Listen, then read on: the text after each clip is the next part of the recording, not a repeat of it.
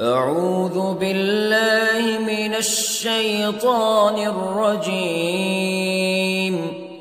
بسم الله الرحمن الرحيم. الرحمن علم القرآن خلق الإنسان علمه البيان. الشمس والقمر بحسبان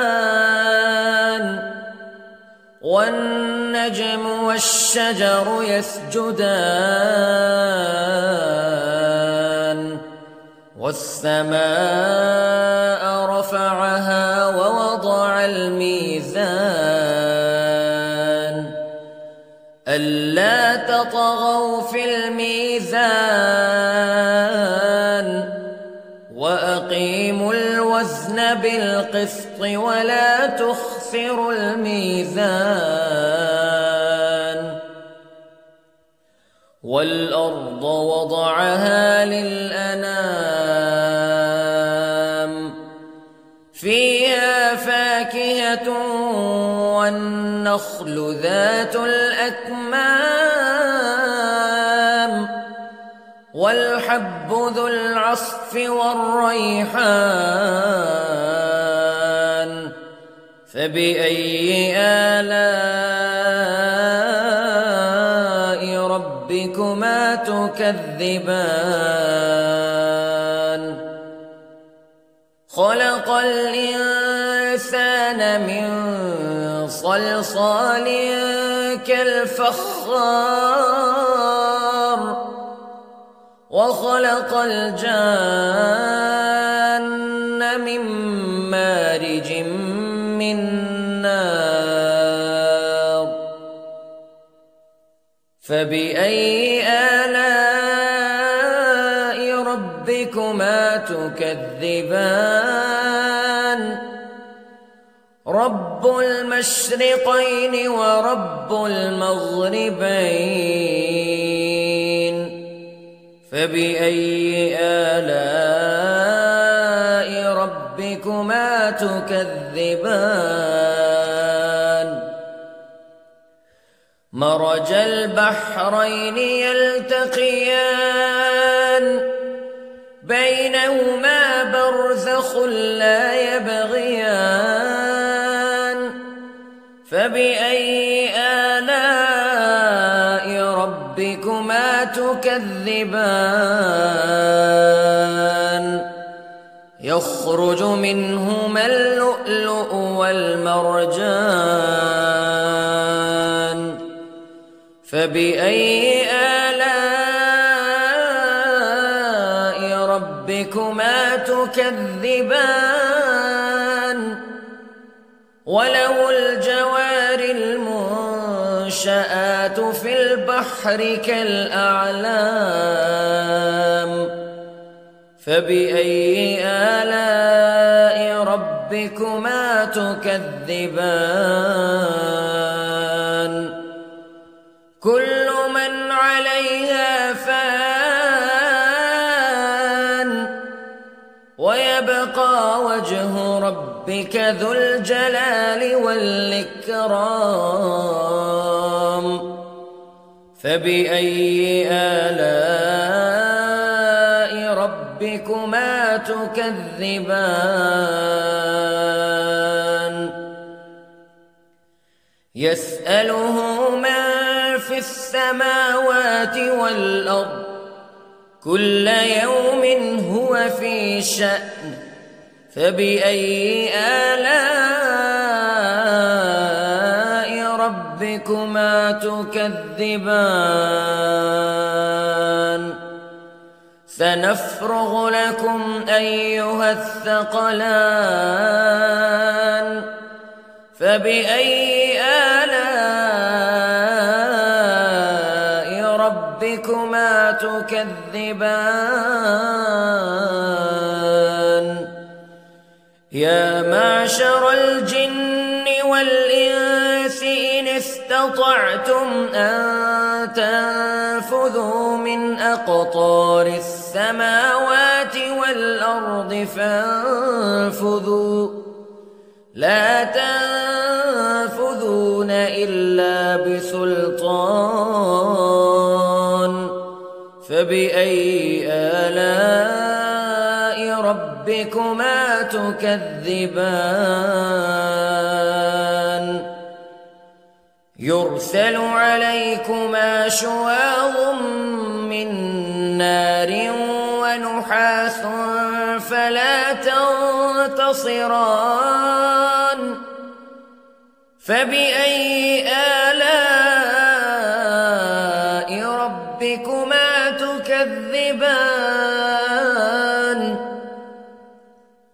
فإذا انشقت السماء فكانت وردة كالدهان فبأي آلاء ربكما تكذبان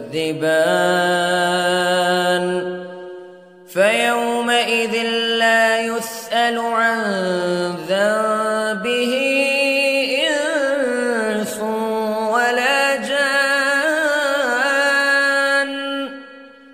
فبأي آلاء ربكما تكذبان يعرف المجرمون بسيماهم فيؤخذ بالنواصي والأقدام فبأي آلاء ربكما تكذبان هذه جهنم التي يكذب بها المجرمون يطوفون بينها وبين حميم آن فبأي آلاء ربكما تكذبان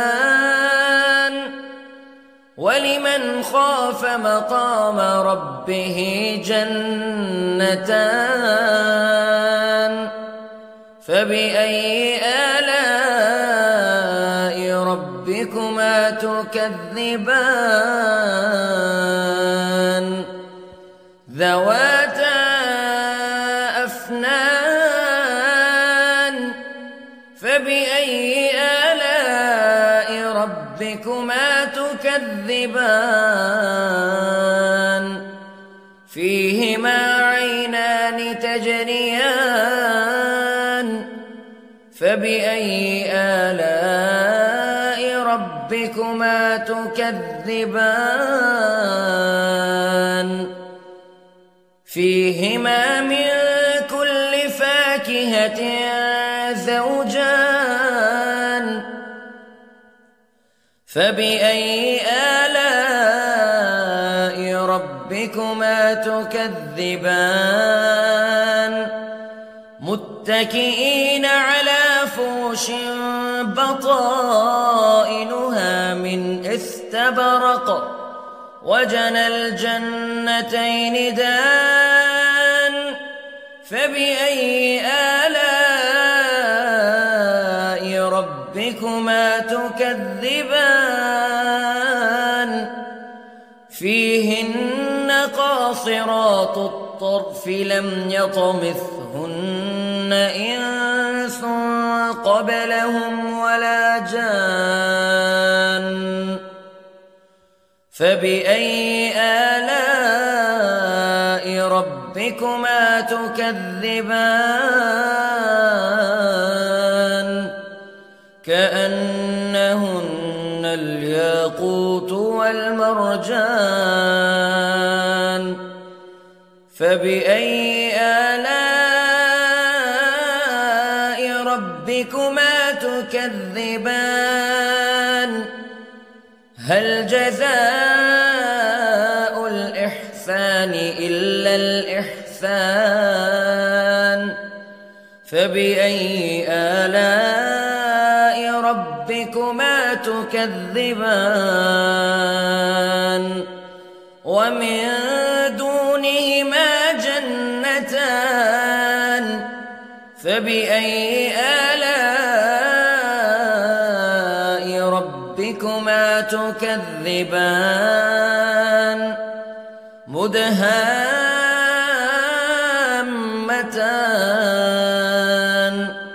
فبأي آلاء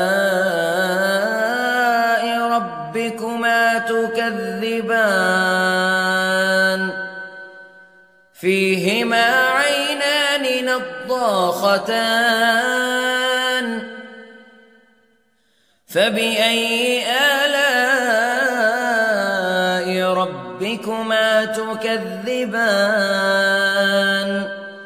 فيهما فاكهة ونخل ورمان فبأي آلاء ربكما تكذبان